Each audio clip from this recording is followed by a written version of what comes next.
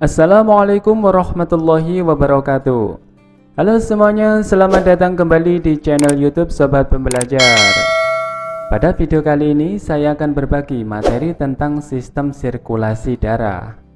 Jadi langsung saja kita ikuti pembahasan berikut ini.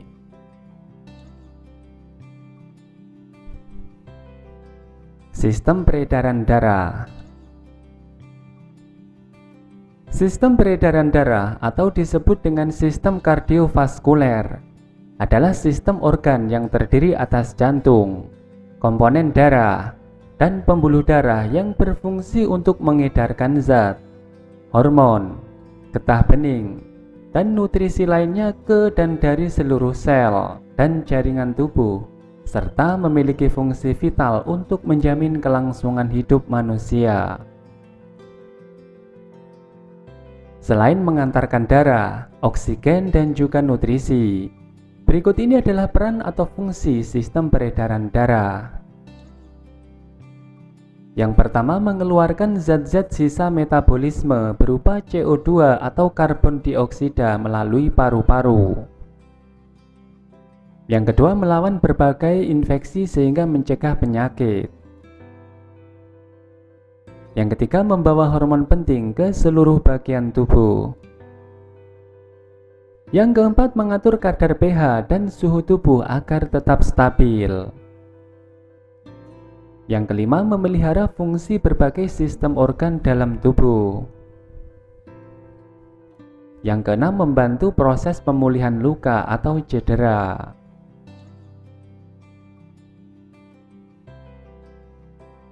Berikut ini adalah komponen sistem peredaran darah. Komponen sistem peredaran darah terdiri atas 3 bagian. Yang pertama adalah darah. Yang kedua adalah jantung. Dan yang ketiga adalah pembuluh darah. Komponen darah terdiri atas 2 bagian. Yang pertama adalah plasma darah. Dan yang kedua adalah sel darah. Sel darah terdiri atas 3 jenis. Yang pertama adalah sel darah merah atau eritrosit. Yang kedua adalah sel darah putih atau leukosit. Dan yang ketiga adalah keping darah atau disebut dengan trombosit. Sedangkan pembuluh darah di sini dibedakan menjadi 3. Yang pertama adalah arteri. Yang kedua adalah vena. Dan yang ketiga adalah kapiler.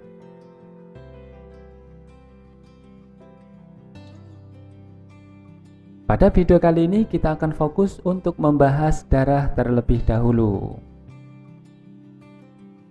Komponen darah terdiri atas bagian cair dan bagian padat. Komponen darah yang berupa bagian cair merupakan plasma darah yang tersusun atas 55% dari komponen darah. Sedangkan komponen darah yang padat berupa sel-sel darah yang terdiri atas eritrosit, leukosit, dan trombosit. Kadar leukosit dan trombosit adalah 4%, sedangkan kadar eritrosit mencapai 41%. Berikut ini adalah komponen plasma darah. Yang pertama adalah air. Air merupakan bagian dari plasma darah yang mencapai 90 hingga 92%. Yang kedua adalah protein plasma yang mencapai 7 hingga 8%. Berikut ini adalah jenis-jenis protein plasma darah. Albumin yang mencapai 53%. Berfungsi untuk menjaga tekanan darah. Kemudian globulin mencapai 43% yang berfungsi untuk melawan bibit penyakit. Dan juga fibrinogen yaitu 4% berfungsi untuk proses pembekuan darah. Komponen plasma darah yang ketiga adalah gas berupa oksigen dan karbon dioksida. Yang keempat adalah sari-sari makanan berupa glukosa, asam amino, asam lemak, gliserol, dan juga vitamin. Yang kelima adalah sisa metabolisme berupa urea, asam urat, kreatinin, dan bilirubin. Berikutnya yang keenam adalah hormon dan juga enzim.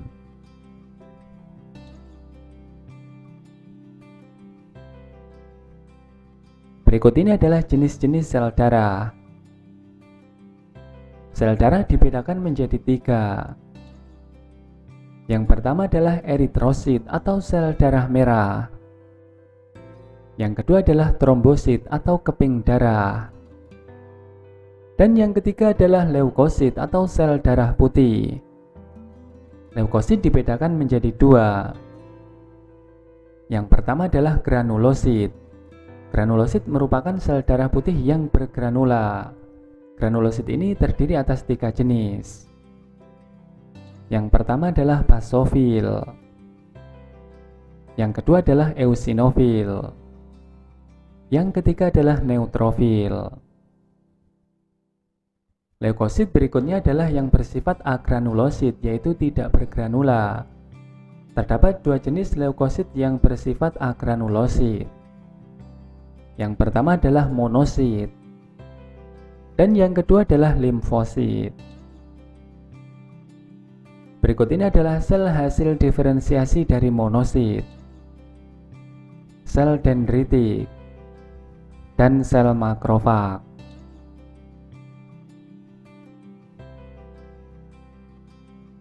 Selanjutnya kita akan membahas tentang hemopoiesis.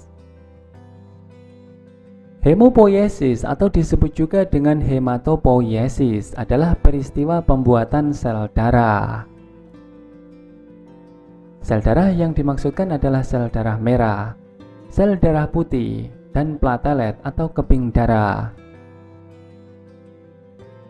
Proses pembuatan darah pada orang dewasa berlangsung di sumsum tulang dan organ retikuloendotelial, yaitu hati dan limfa. Seperti tampak pada bagan, proses hemopoiesis dimulai dari hemositoblas yang merupakan sel punca hematopoietik. Hemositoblas dibedakan menjadi 2, yaitu progenitor mieloid dan progenitor limfoid. Progenitor mieloid dapat berkembang menjadi megakariosit. Megakariosit ini kemudian akan menghasilkan trombosit.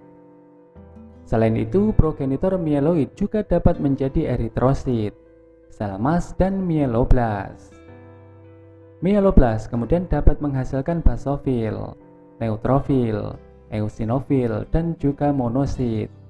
Monosit kemudian dapat berkembang menjadi makrofag.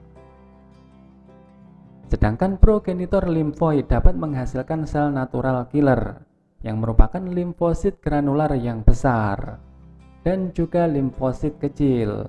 Limfosit kecil ini dapat berkembang menjadi limfosit T dan limfosit B.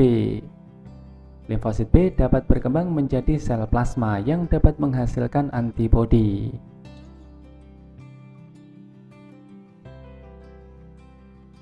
Sekarang kita akan membahas tentang eritrosit atau sel darah merah.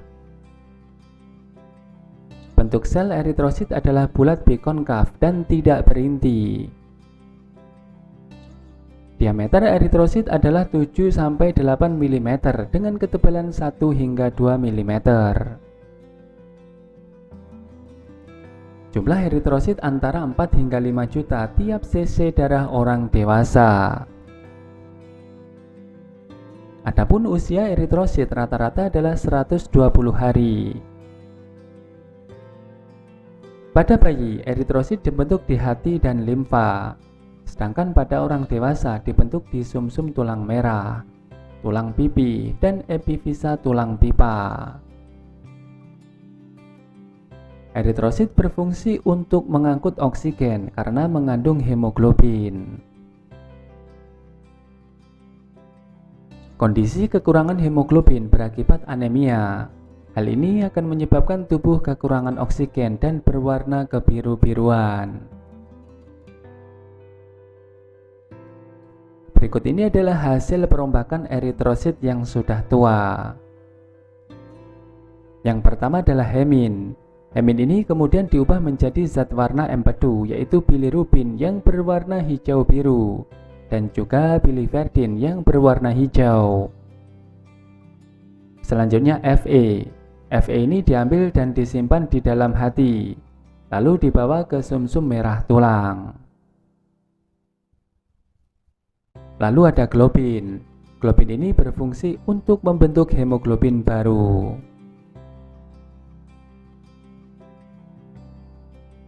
Berikut ini adalah bagan terkait dengan proses perombakan eritrosit yang sudah tua. Hasil perombakan eritrosit yang sudah tua terdiri atas 3 komponen. Yang pertama adalah hemin. Yang kedua adalah zat besi atau Fe. Dan yang ketiga adalah globin. Hemin kemudian dirombak menghasilkan 2 zat yang lain. Yang pertama adalah bilirubin. Dan yang kedua adalah biliverdin. Bilirubin akan menghasilkan 2 komponen yang lain. Yang pertama adalah urobilin yang mewarnai urin. Yang kedua adalah sterkobilin yang mewarnai feses. Sedangkan biliverdin akan disalurkan ke kantong empedu. Kemudian biliverdin di dalam kantong empedu akan menjadi pigmen warna empedu. Selanjutnya zat besi. Zat besi ini akan disimpan di dalam hati. Lalu globin. Globin ini digunakan dalam pembentukan hemoglobin yang baru. Sekarang kita akan membahas tentang leukosit. Leukosit memiliki bentuk yang tidak tetap atau bersifat ameboid, tidak berwarna, dan mempunyai inti. Leukosit berfungsi untuk mempertahankan tubuh dari serangan penyakit. Tempat dibentuknya leukosit adalah di sumsum tulang merah, limfa, kelenjar limfa, dan jaringan retikuloendotelium. Leukosit memiliki kemampuan menembus dinding kapiler dan bergerak secara bebas serta berinteraksi dan menangkap serpihan seluler, partikel asing, atau mikroorganisme penyusup. Jumlah leukosit antara 6.000 hingga 8.000 setiap 1 mm kubik. Jumlah tiap jenis leukosit pada setiap 1 mm kubik adalah sebagai berikut. Neutrofil yaitu 3.150 hingga 6.200. Limfosit antara 1.500 hingga 3.000. Monosit antara 300 hingga 500. Eosinofil antara 50 hingga 250. Dan basofil antara 15 hingga 50.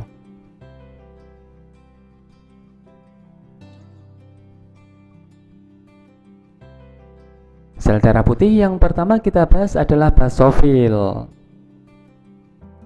Basofil memiliki sifat fagosit dan mampu bergerak keluar ke arah jaringan. Basofil terkadang memiliki warna biru.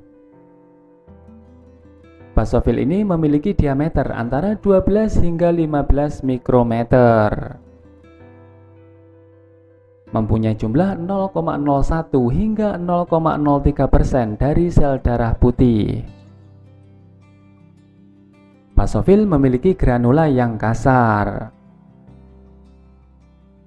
Mempunyai inti yang tidak bersegmen. Basofil dibentuk pada sumsum tulang.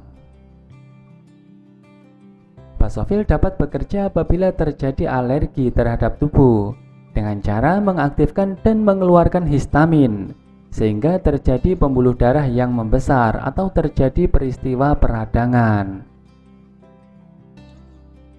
Peningkatan jumlah basofil terjadi ketika jumlah alergi semakin banyak atau disebut dengan basofilia.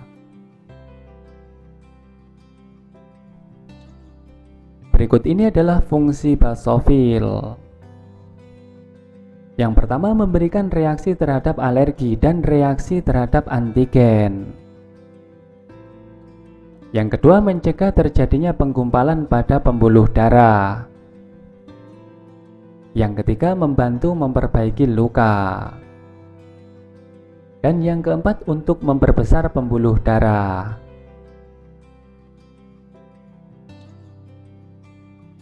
Selanjutnya, eosinofil.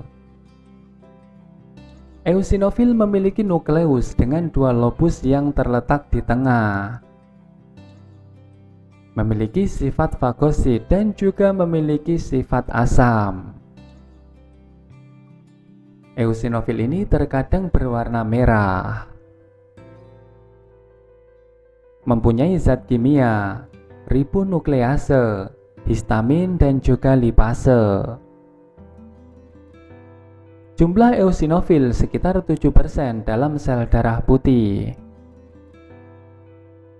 Bentuk eosinofil mirip bola dan ukurannya sekitar 9 mm.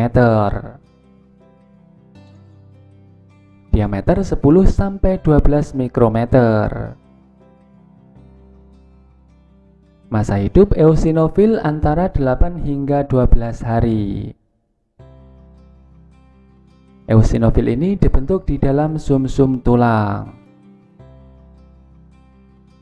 Eosinofil mempunyai granula yang kasar dan juga padat. Kadar eosinofil akan meningkat saat mengalami asma, alergi, dan juga demam.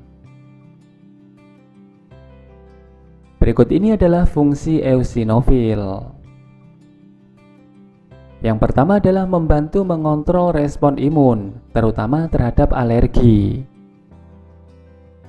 Yang kedua, melawan parasit dan bakteri yang relatif besar, misalnya cacing.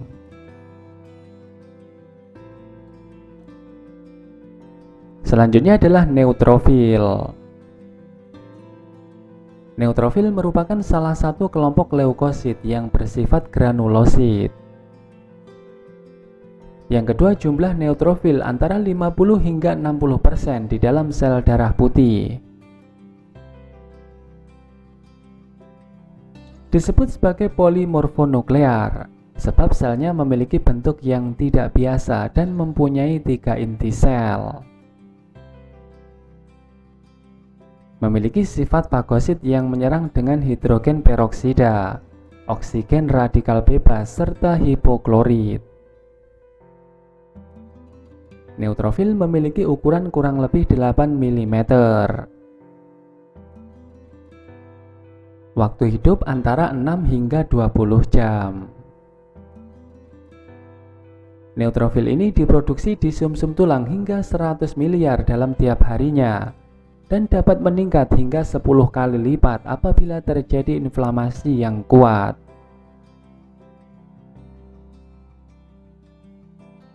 Berikut ini adalah fungsi-fungsi neutrofil. Yang pertama, memiliki fungsi dalam proses peradangan.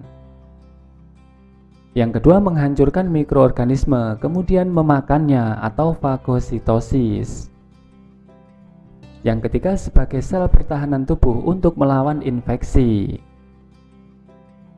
Yang keempat, membantu menghapus stimulus yang membahayakan. Yang kelima, penghadang pertama dalam melawan bakteri, virus, dan benda asing lainnya.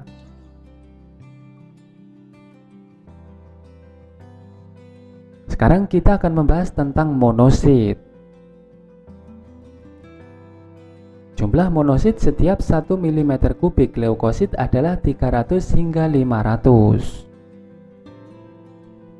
Monosit ini merupakan 1 hingga 10% dari total leukosit.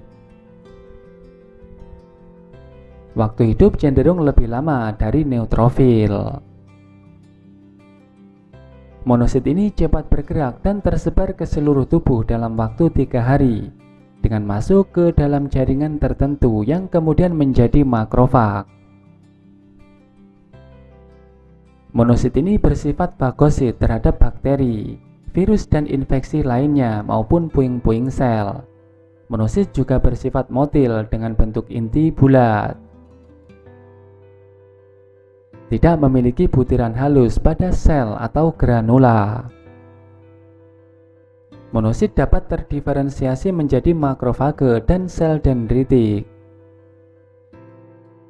Makrofage berfungsi untuk menghancurkan antigen dan menyajikannya kepada limfosit T.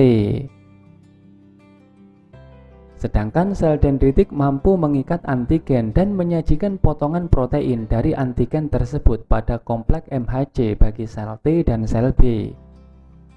Antigen yang diikat akan ditelan ke dalam sitosol dan dihancurkan menjadi peptida, serta diangkut ke permukaan sel yang tergabung dalam kompleks dengan MHC.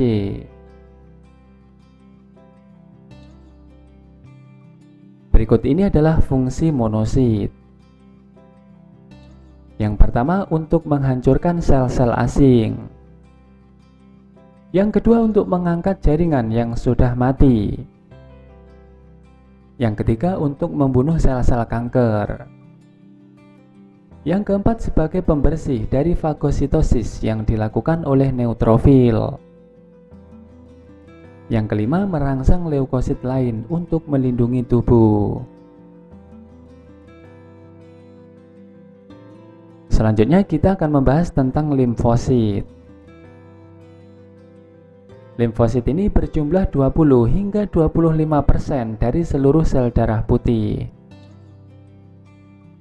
Limfosit terbentuk dalam sumsum tulang dan juga limfa. Berinti sel satu dan tidak bisa bergerak secara leluasa. Mempunyai warna biru pucat. Limfosit memiliki bentuk yang oval atau bulat. Limfosit ini juga tidak memiliki granula. Limfosit dibedakan menjadi dua jenis. Yang pertama adalah limfosit B dan limfosit T. Limfosit B terdiri atas sel B memori dan sel B plasma.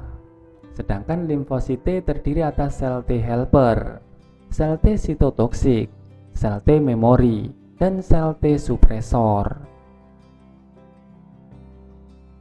Kadar limfosit sekitar 8.000 sel dalam darah putih.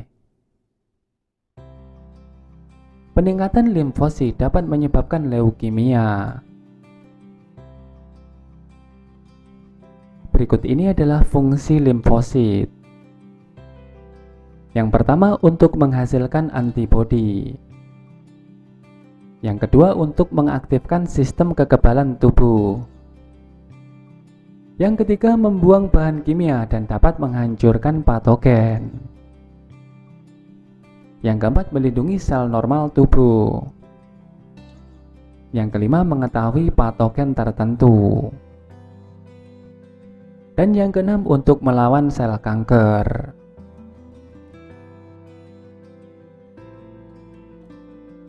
Selanjutnya kita akan membahas tentang trombosit. Kepingan darah atau trombosit atau disebut juga dengan platelet merupakan sel yang tidak memiliki inti. Bentuk trombosit beraneka ragam, yaitu bulat, oval, dan memanjang. Jumlah trombosit pada orang dewasa sekitar 150.000 hingga 400.000 sel per 1 mm kubik darah. Masa hidup sekitar 5 hingga 9 hari di dalam darah. Trombosit yang tua dan rusak akan dihilangkan dari aliran darah oleh organ limfa, kemudian digantikan oleh trombosit yang baru. Diameter trombosit sekitar 2 hingga 4 mikrometer dan berasal dari megakariosit dalam sumsum tulang. Fungsi utama trombosit adalah membentuk sumbat yang merupakan respon hemostatik normal. Terjadinya cedera vaskuler yang dapat terjadi kebocoran spontan darah melalui pembuluh halus. Fungsi trombosit ada 3, yaitu perlekatan atau adesi, penggumpalan atau agregasi, dan reaksi pelepasan. Berikut ini adalah proses pembekuan darah yang melibatkan trombosit. Proses pembekuan darah diawali dari terjadinya luka. Luka ini mengakibatkan trombosit pecah. Ketika trombosit pecah dan seseorang memiliki faktor antihemofili atau FAH, maka trombosit akan mengeluarkan suatu enzim. Enzim yang dimaksud adalah trombokinase. Proses pengaktifan protrombin menjadi trombin dibantu oleh keberadaan vitamin K dan ion kalsium. Keberadaan trombin dapat mengaktifkan fibrinogen menjadi fibrin.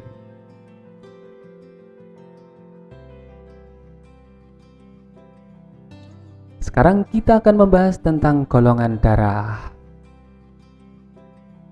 Menurut Karl Landsteiner, golongan darah dikelompokkan menjadi golongan darah A, golongan darah B, golongan darah AB, dan golongan darah O. Untuk menentukan golongan darah seseorang, yang digunakan adalah serum agglutinin A atau anti-A dan serum agglutinin B atau anti-B. Seseorang yang memiliki golongan darah A memiliki agglutinogen A dan memiliki agglutinin B.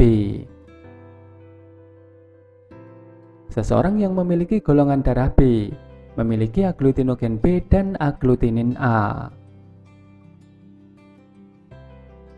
Orang yang memiliki golongan darah AB memiliki agglutinogen A dan B, sedangkan agglutinin tidak ada. Sedangkan seseorang yang memiliki golongan darah O tidak memiliki agglutinogen, tetapi memiliki agglutinin A dan B. Selanjutnya kita akan membahas tentang transfusi darah. Dalam transfusi darah dikenal istilah sebagai berikut. Yang pertama adalah istilah donor. Donor yaitu pihak pemberi darah. Yang perlu diperhatikan sebagai donor adalah jenis agglutinogen yang terdapat pada permukaan eritrosit. Yang kedua adalah resipien, yaitu pihak penerima darah. Yang perlu diperhatikan di sini adalah agglutinin yang berada dalam plasma darahnya. Agglutinogen adalah sebuah protein darah yang terdapat pada eritrosit dan memiliki fungsi sebagai antigen pada darah. Sedangkan agglutinin adalah protein yang terkandung di dalam plasma darah, yang mana protein ini dapat menyebabkan agglutinasi. Agglutinasi darah adalah proses menempel dan menggumpalnya darah akibat bereaksi dengan antibodi. Agglutinin A menggumpalkan agglutinogen A, dan agglutinin B menggumpalkan agglutinogen B. Berikut ini adalah tabel dalam transfusi darah. Tanda plus menunjukkan terjadinya agglutinasi, sedangkan tanda min menunjukkan tidak terjadi agglutinasi.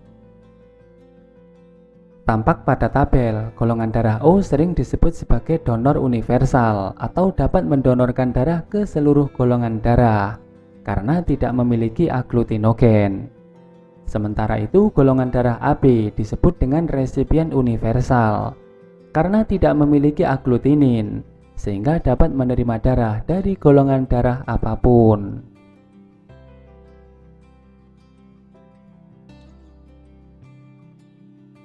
Berikut ini adalah contoh terjadinya agglutinasi dalam proses transfusi darah. Jika seseorang bergolongan darah B menjadi donor bagi seseorang yang bergolongan darah A, maka akan terjadi penggumpalan atau agglutinasi. Hal ini terjadi karena agglutinogen B dari darah donor bertemu dengan agglutinin B dari plasma darah resipien. Setelah terjadi agglutinasi, maka darah akan pecah atau disebut dengan hemolisis. Demikian pembahasan tentang sistem sirkulasi darah. Semoga bermanfaat. Selamat belajar dan semoga sukses. Wassalamualaikum warahmatullahi wabarakatuh.